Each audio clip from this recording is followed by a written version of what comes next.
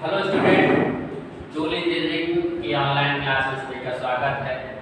जैसा कि आप लोग जान रहे हैं कि ऑनलाइन क्लासेस प्रॉपर तरीके से चल रही हैं, तो हम टूल इंजीनियरिंग की सेकंड यूनिट पर चर्चा करेंगे क्योंकि फर्स्ट यूनिट पूर्ण रूप से खत्म हो चुकी है। तो दूसरा जो चैप्टर है उसका नाम है लोकेशन एंड क्लैंपिंग। इसको हिंदी में बोलते हैं अवस्थापन एवं क्लैंपिंग। उसमें एक बहुत ही इम्पोर्टेंट थ्योरम है या इसको प्रिंसिपल कहिए आप, जो 3-2-1 प्रिंसिपल है। इसके विषय में काफ़ी कुछ दिया है जिसके विषय में हमको आज जानकारी प्राप्त करनी है। तो बच्चे, ये आपका सेकंड चैप्टर है, इसको नोट कर लीजिए। फिर बनाते हैं फिगर इसका, फिर आपको समझाते हैं। गुड मॉर्निंग स्टूडेंट, जैसा कि आप लोग अभी देखे कि हमारा लोकेशन एंड क्लैंपिंग चैप्टर की शुरुआत हो चुकी है।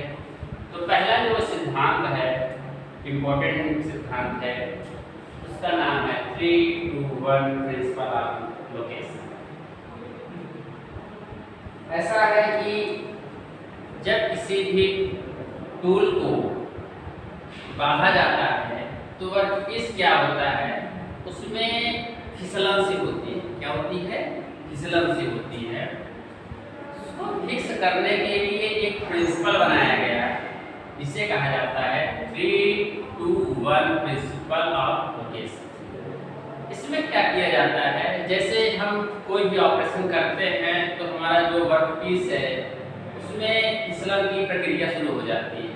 तो क्या करते हैं हम लोग, तो इसके अंतर्गत क्या करते हैं हम लोग 6 पिन लेते हैं। कितने पिन लेते हैं? 6 पिन। उसको क्या करते हैं, 6 पिन लेने के पश्चात उस वर्कपीस पे लगाते हैं, उसके सरफेस पर लगाते हैं। तो सरते आपको कहाँ कहाँ लगाना है तुम बता रहे हैं, ठीक है? लेकिन कितने पिन लिया जाता है? 6 पिन लिया जाता है। और बता दें कि एक घन में 12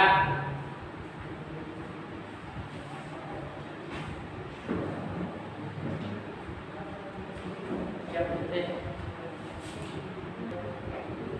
तो बता दें कि एक घन में कितने डिग्री ऑफ फ्रीडम होते हैं?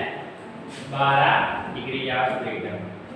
अर्थात जो हमारा फिसलन हो सकता है किसी घन में, वो 12 तरीके से हो सकता है।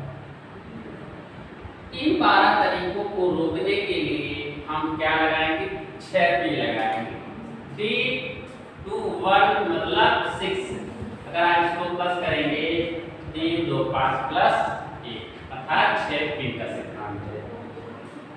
बेसिकली होता क्या है, जैसे हम इसी घन पर हमको ऑपरेशन करना है तो क्या लेते हैं? एक प्लग लेते हैं। इसको प्लग बोलेंगे हम लोग। क्या बोलते हैं? प्लग।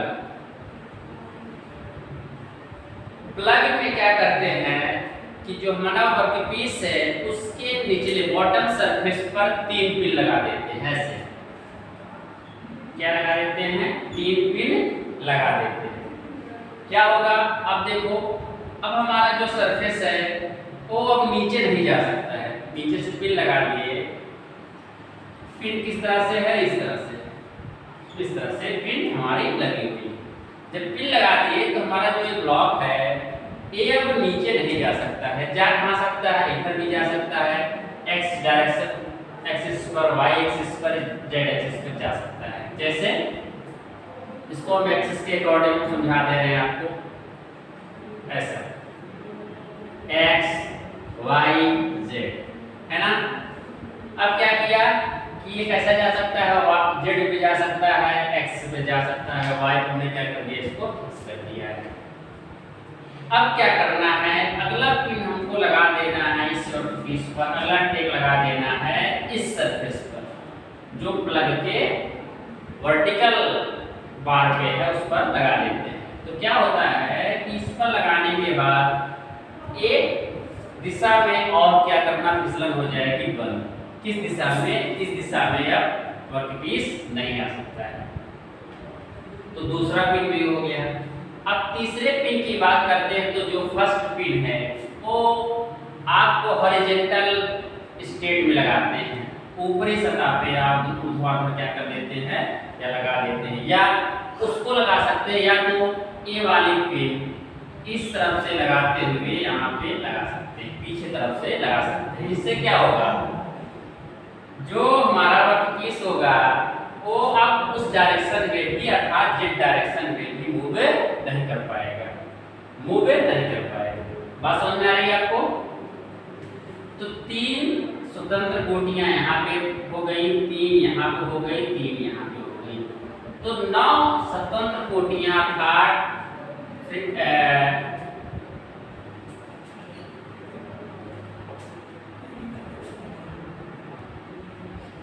कितने बच्चे 12 स्वतंत्र कोटियां होती हैं, जिसमें 9 स्वतंत्र कोटियों को हमने लॉक कर दिया।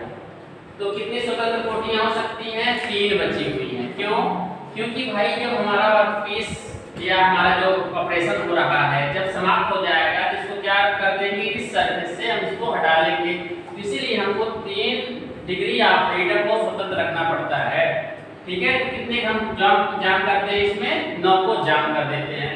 3 इस सरफेस पर, 3 इस सरफेस पर, 3 इस सरफेस पर। अब पूछेंगे आप 3 कैसे बना, कि किसी प्लेन पर कितने एक्सिस हो सकते हैं? 3, अर्थात 3 तरफ को मूव कर सकता है। तो ये प्लेन पर हमने 3 पिन लगा दिया है तो तीनों स्वतंत्र कोटियां जो होती है फिक्स हो गई। 3 इस पर फिक्स हो गई, 3 इस पर फिक्स हो गई, 3 इस पर फिक्स हो जाएगी। 3 स्वतंत्र कर देते हैं हम लोग। क्यों स्वतंत्र कर देते हैं? क्यों? क्योंकि जब हमारा वर्कपीस पर ऑपरेशन समाप्त हो जाता है तो उसको क्या कर देते हैं, वहां से आपको हम निकाल लेते हैं। बात समझ में आ रही है? तो आपको अगर पूछा जाए कि एक घर में कितनी स्वतंत्र कोटियां हो सकती हैं डिग्री ऑफ फ्रीडम, तो आप बताएंगे 12। कैसे 12? हमने बता दिया, एक एक्सिस पर 3 स्वतंत्र कोटियां हो सकती हैं, अर्थात जो उनका मूव है, मूव कर सकती है वो 3 तरीके से कर सकती है। एक वाई डायरेक्शन में, एक्स डायरेक्शन में, जेड डायरेक्शन में कर सकती है। तो हो सकता है कैसे, कितने हो सकते हैं? 12। उनमें से कितनी स्वतंत्र कोटियों को हम लोग फिक्स कर सकते हैं? तो आप आंसर देंगे 9। और क्या हो सकता है कि कितनी ऐसी डिग्री ऑफ फ्रीडम है जिनको हम लोग स्वतंत्र नहीं कर सकते हैं? तो कौन सा नहीं कर सकते हैं? एक प्लेन पे नहीं कर सकते, अर्थात एक प्लेन पे कितनी हो सकती है डिग्री ऑफ फ्रीडम? 3 हो सकती है। बात समझ में आ रही है? जैसे आप व्यवहारिक रूप से अगर दिखा दें इसको एक प्लेन के द्वारा, मान लीजिए ये हमारा एक प्लेन है, एक प्लेन है, ऐसे हमने फिक्स कर दिया। इसे एक सरफेस है, एक सरफेस है, एक सरफेस पीछे है। अब हम क्या कर देंगे, कोई हमारा टूल है या कोई वर्कपीस है, उसको इस पे हमने ऐसे रखा, नीचे से 2 पिन लगा दिया, इधर से 2 पिन लगा, सॉरी नीचे से 3 पिन लगाया, इधर से 2 पिन लगाया, ऊपर से 1 पिन लगा दिया। अब ना तो इधर जा सकती है, ना तो ऊपर जा सकती है, ना तो नीचे आ सकती है। जा सकती है, इधर जा सकती है, इधर आप जिस सरफेस को हमने स्वतंत्र रूप से छोड़ रखा है। बात समझ आ रही है? तो बच्चे कैसे टीचर से बन सकते हैं? यहाँ से सिद्धांत तो आपको समझ में आ गया होगा कि इसमें ब्लॉक ले जाया जाता है जो घनाभ के रूप में होता है या घन के रूप में होता है। उसमें क्या करते हैं, एक घनाभ में कितनी होती है स्वतंत्र कोटियां? 12 हो सकती हैं, जिनमें से हम 9 स्वतंत्र कोटियों क्या कर सकते हैं? फिक्स कर सकते हैं। और 3 स्वतंत्र कोटियों को फिक्स नहीं किया जाता या नहीं कर सकते। इसको हम लोग बोलते हैं पिन या लॉक पिन कह सकते हैं इसको आप लोग, लॉक पिन। क्यों?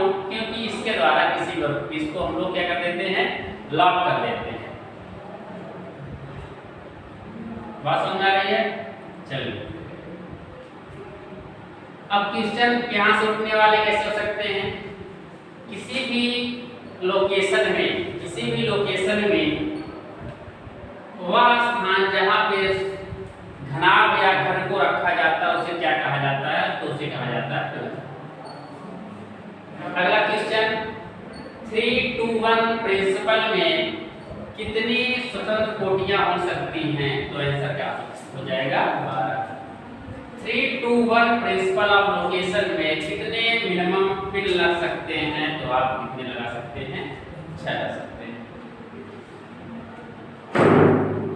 ठीक है बच्चे, तो यहाँ से कई क्वेश्चन बन सकते हैं, आप लोग यथासंभव हो सके जितना हो सके उसको आप बनाते रहिएगा। बाकी ये सिद्धांत आपको हमने समझा दिया है डीपली, और इससे बनने वाले क्वेश्चन आपको हम प्रोवाइड कराते हैं। ठीक है बच्चे, फिर मिलते हैं अगली क्लास में, तब तक के लिए धन्यवाद।